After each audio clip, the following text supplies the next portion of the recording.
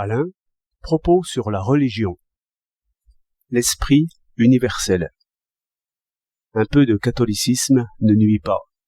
Un lecteur inconnu reprend cette étrange pensée dans mes propos, voulant comprendre que je cherche après tant d'autres un peu de poésie dans la religion, afin de réchauffer l'esprit positif, un peu abstrait et froid. Ce n'est point faux radicalement, mais ce serait une manière extérieure encore de rattacher le passé au présent. Mon lecteur et tous ceux qui veulent méditer utilement là-dessus feront bien de repasser, selon les idées de Comte, l'ensemble de l'histoire humaine, mais en surmontant cette conception, elle-même métaphysique, qu'il y a des idées d'imagination sans aucune vérité et dont le cœur ne peut se passer. Peut-être Comte a-t-il encore cédé à un préjugé puissant, quoique purement négatif, quand il a voulu loger le sentiment dans le derrière de la tête. Sentiment est pressentiment de raison. Raison est sentiment développé. Le cœur n'a rien perdu.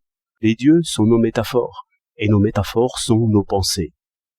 Un ami précieux, et assez bourru, a bien voulu me dire, il y a peut-être 10 ans, que j'étais, plutôt que toute autre chose, une espèce de poète. Il se peut. Lisant Chateaubriand ces temps-ci, j'étais forcé de me reconnaître comme un fils indigne de cet homme-là. Mais si je ne fais pas sonner mes phrases comme le bûcheron sa hache, ainsi qu'il fait, je vise à débrouiller mieux que lui cet amour triste qui le portait toujours en arrière. Le temps a passé depuis lui, et ce n'est point le catholicisme qui a développé la vérité du catholicisme. Comprendre, c'est toujours dépasser. Le temps nous y aide, mais il faut aider aussi le temps. Il faut penser sur des exemples, sans quoi cet immense sujet engloutira nos faibles voiles. L'Église a réalisé le catéchisme pour tous, et la Société internationale des esprits. Cette audacieuse entreprise dépassait de loin ce que Socrate et Marc Aurèle pouvaient espérer.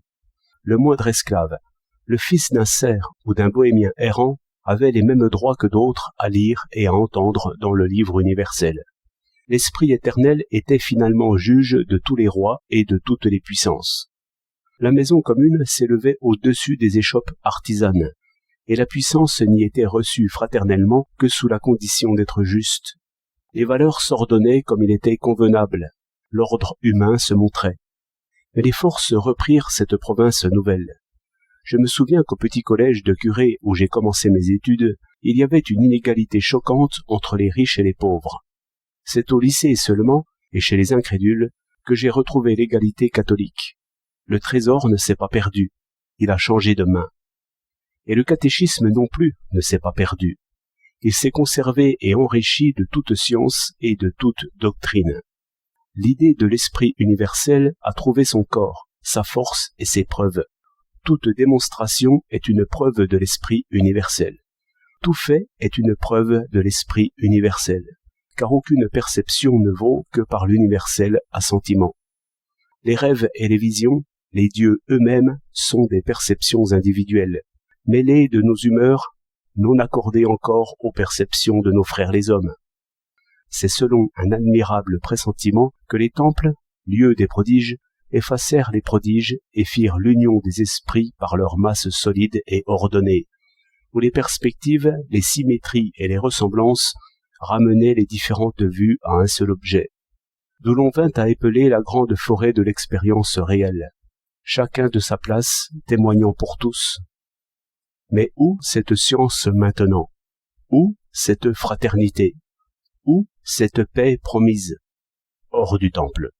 L'Évangile, en cette dernière guerre, fut bravé par les prêtres, et le grand pasteur ne sut rien faire de cette puissance qu'il veut avoir sur les esprits rebelles. Le Te Deum fut chanté dans la maison commune.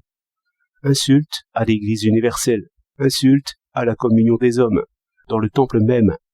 Mais, hors du temple, malédiction sur tous les violents, absolution sur tous ceux qui ont payé de leur vie. Par qui? Par l'Église muette, formée aux arts et aux sciences. Église mêlée aux foules, faite de tous ceux qui ont eu communication de raison, et par qui l'esprit universel devait s'étendre et se manifester. Ainsi se formait l'universelle amitié. L'Église positive est pleine d'amis qui s'ignorent. C'est cette Église qui a excommunié la guerre. C'est là que l'ancienne Église a répandu ses forces spirituelles. La religion vit sous la forme de l'irréligion. Il ne faut donc point dire que l'autre église est morte. Frappez sur son tombeau, il est vide. 3 septembre 1921.